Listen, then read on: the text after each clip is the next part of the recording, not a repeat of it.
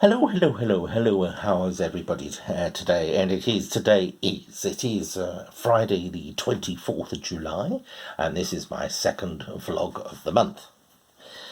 As some of you may know, it's been a very difficult week this week. I've had to help a friend out. I say had to, but I wanted to help a friend out who was in his darkest hour.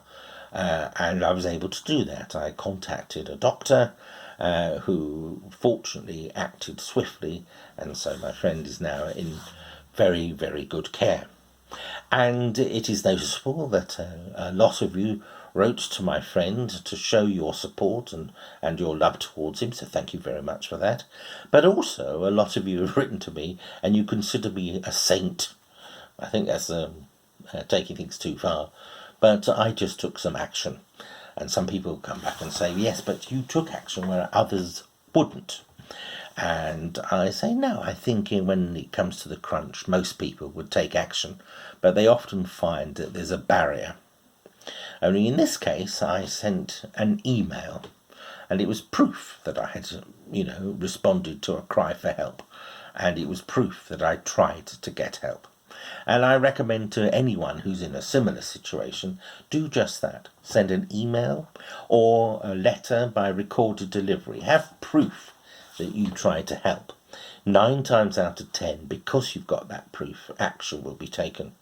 I know all too well in the past, I have friends and family in the past who've had other mental health issues, and there has been all sorts of barrier to not help. Also in the UK, for a long time, there was a lot of help for people with mental health issues up to the age of 18, and also after the age of 25. But for those between 18 and 25, absolutely nothing. But things have changed, and they're slowly being addressed. It is somewhat patchy as to what sort of help is available across the country, but it is happening. And as I've said before, if you want to help, the first action is just to ask for it. Moving on, having been called a saint, I find I'm now being called a sinner. As some of you will know, every day I've been trying to put up an image and say a few words about iconic members in the BAME community. This was my response and showing my support to the Black Lives Matter campaign. And I do support that strongly, but I'm now finding that people are saying I'm just choosing the unusual ones that manage to do something, and that is not real. I've also been accused of choosing people who are considered coconuts.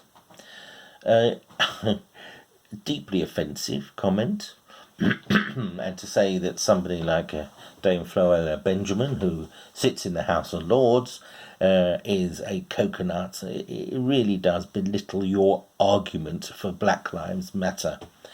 Self-pity is not a good quality, and as I've said before, in our history, the way people have treated certain members of the community is appalling and ashamed and needs to be addressed. But also, we now need to say, let's move on. Let's try and deal with the obstacles that help people achieve things. But I would also add to that life is very difficult. And to feel that you're not achieving something because of your colour, 9 times 10 is not correct. But good luck with whatever you're striving for. I support campaigns when I feel it necessary. I have in my way, and if it's offended people, then all I say is move on.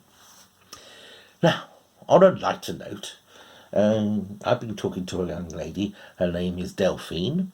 She's her parents are Nigerian, and they moved over to the UK. And she was asked amongst school to tell a joke.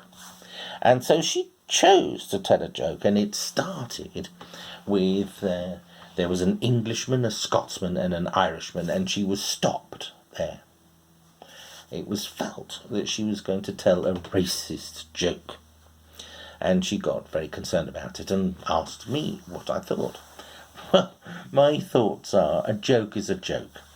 Admittedly, some comedians can push the envelope, I admit that, but there are lots of jokes out there, and okay, some of them can appear a little discriminatory, or they highlight stereotypes.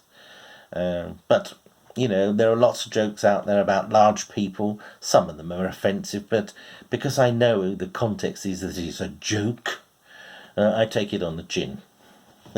But, so I said to her, well, try and tell your joke, but put a different context to it. Just don't say, an Englishman, a Scotsman, and an Irishman. So this is what she came up with. Again, she was on a farm and she was talking to some animals. And an alpaca said, "Oh, my son was born on St. George's Day, so we named him George." "What a coincidence," said the cow. "My son was born on St. Andrew's Day, and so we named him Andrew." "Oh, that really is a coincidence," said the donkey. I can't wait to get home to tell Pancake." To me, that's funny. A silly little joke. But to others, they'll find that offensive. And all I can say is just get over yourselves, really. Anyway, until lighter times, I hopefully speak to you again in August. Until then, keep safe. Bye.